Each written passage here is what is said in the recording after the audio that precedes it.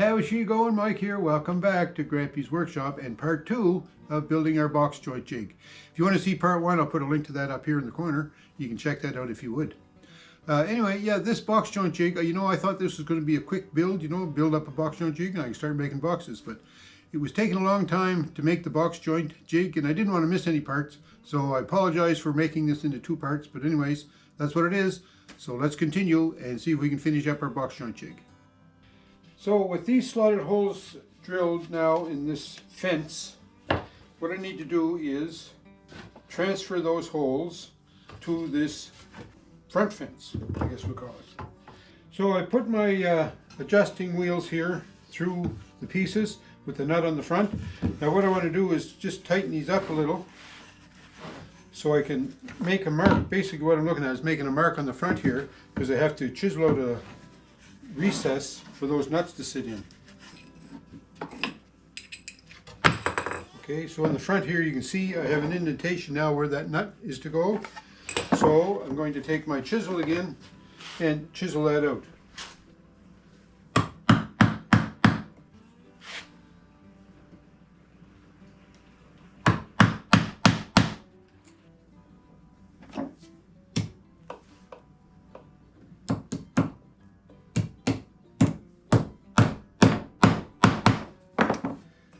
And do that, and that makes that just flush there, right?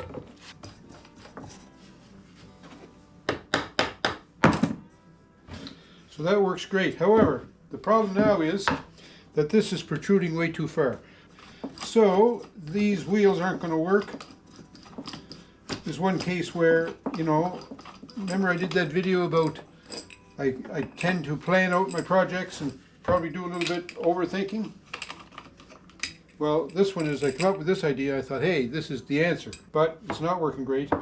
So like a lot of plans, they sometimes tend to go south on you, so I ended up with an alternate plan. So now I got some bolts here, so that's going to go in there, and that cutout I made for the nut previous works great there.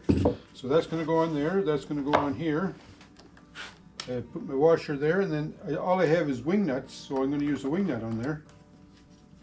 But that'll hold that tight, see? So that'll work good now because it's nice and flush in the front. So I'm going to make one of those cutouts on the other end of that to fit this, and we'll be back to see the assembled double fences. All right, so we have both the bolts in the front there, and we have wing nuts on the back, so we can adjust them. See how we can get the front fence now to slide. Slides about a ½ inch in total, which is just about perfect. So what I've done is I've taken this the solid fence and lined it up with the base of our backbone here of the jig so that that's nice and smooth. Then I found the center line of each of these sliders and I drew a line on that. Now I want to put a couple screws in that to hold it, and then with my countersink and pilot hole drill, we'll drill this out. Trying to be careful to make sure this is straight and true.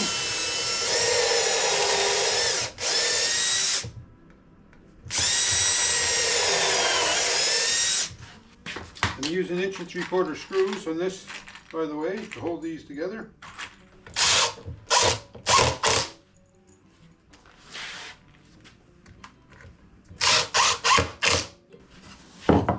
So then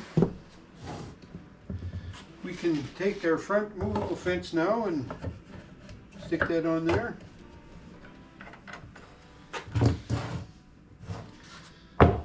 So let's try it on the saw. So that's going to work good, I think, eh? There's a little bit of slop on it side to side, so we're going to have to watch for that. The other thing I like about this is, you might wonder why I made this back part, the backbone of it here, so thick. Say I'm cutting a box joint in this. So I'm holding this piece and trying to concentrate how I'm holding it, making sure I'm getting it lined up right. And what happens is, your hand goes behind the fence to naturally hold it. And if that extra meat of wood wasn't there, well, could be that you could cut your thumb off, and you don't want to do that, right? So the idea is, as you move your joint, as you move the jig past the saw is not up above the table far enough to get through this back part. of the jig. So it should never cause you grief, right? You should never have to worry about that. So we're moving along now on the jig. I've got the base of it here all assembled and glued up and put together, and it was kind of wobbly in the miter slots here on the table saw.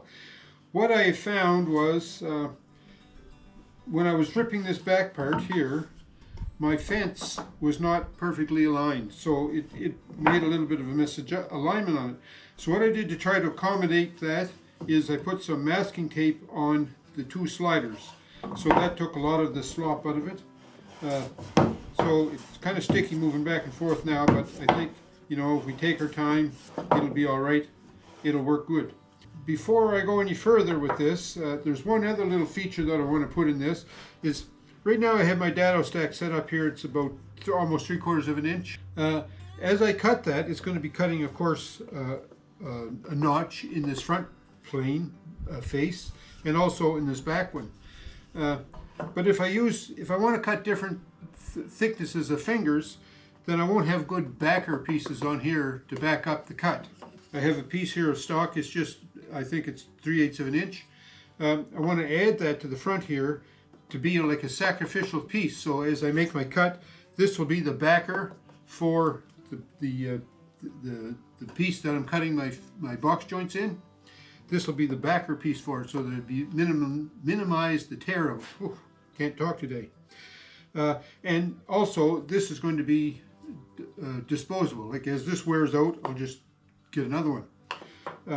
But in order to do that, I have to make a recess in this front face to accommodate that, because we need this front face to be flush with this face. I've made my marks here, lined them up so that this sacrificial piece then will be where the dado stack runs through. I'm going to take this piece away. I've got my miter gauge here. I've also set the height of my dado stack as the height of what this sacrificial piece will be.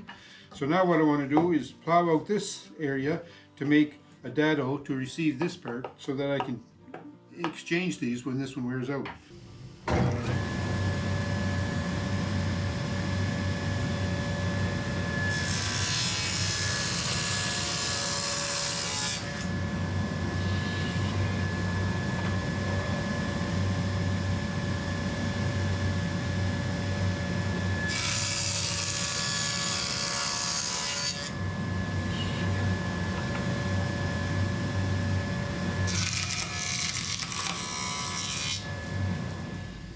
So now with that cut, this piece will fit in there, and it's nice and flush with the sides.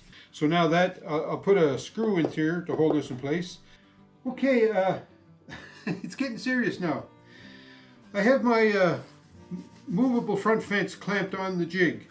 What I'm going to do now is I'm going to run the jig through my blade, so that it's going to cut through this hardboard ledger, through the sacrificial back piece here to reduce tear out, through the front fence, through the back fence, and into the solid base part here on the back of the jig.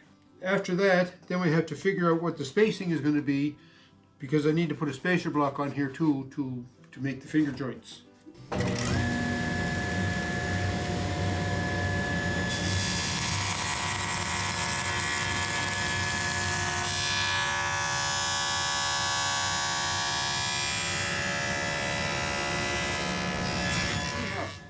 Where we're at right now is my dado stack is set for 20 mil, and I made my cut here. So now what I have to do is make arrangements to put what they call the key block in here. So I took this bottom shoe off this side because I don't want to cut that anymore. So I don't need that.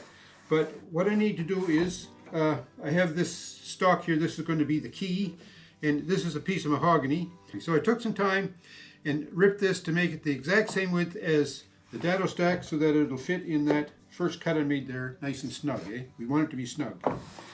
So now the idea is I'm going to put that piece tight against my dado stack, and that's going to mark here where I need to make another dado cut in here, because I want to insert this piece in that, because this is going to be the key. Each time I make a finger cut, I'll index it over one of these widths. You'll see that in a minute.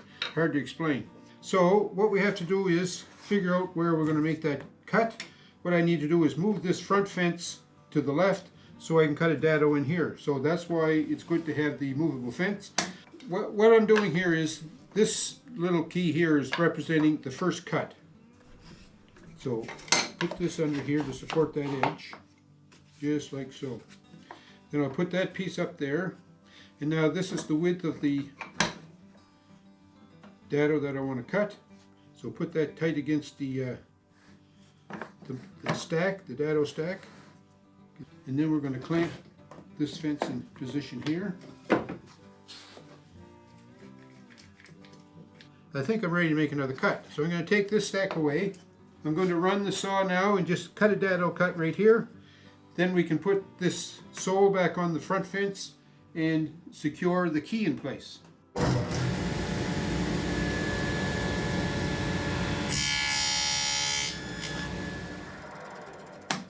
Okay, I can take those clamps off now. So that looks like it's going to be okay. The only problem is I didn't cut it deep enough. I need to cut that deeper, so that means I have to reset my saw. Oh baby. Oh well, I set it once, I can set it again, eh? I want it to be as high as this because this key is going to go in there on top of this. So this is how high I want the dado stack. So let's crank her up. And we're going to put this key in there and put this long blank in here. Clamp the fence. And we're going to cut this dado here now. It should be deep enough then to accept this finger for the key.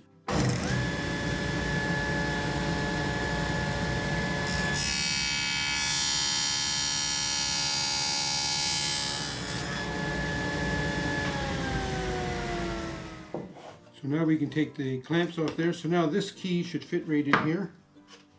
Well, what I'm going to do is I'm going to go assemble all this again. Put this back on the bottom. Make sure that's in proper position, and then we'll have a look, see what it looks like. What do you think? Telling you, this was not an easy thing to make, for me anyways. But there it is. This is one of the things I like about this jig. If I ever want to make different box joints, I just need to make this. I don't need to make all this, right? You know, it's flexible enough, I think. I'll be able to use it for multiple sizes of box joints, which is kind of one of the pluses of it.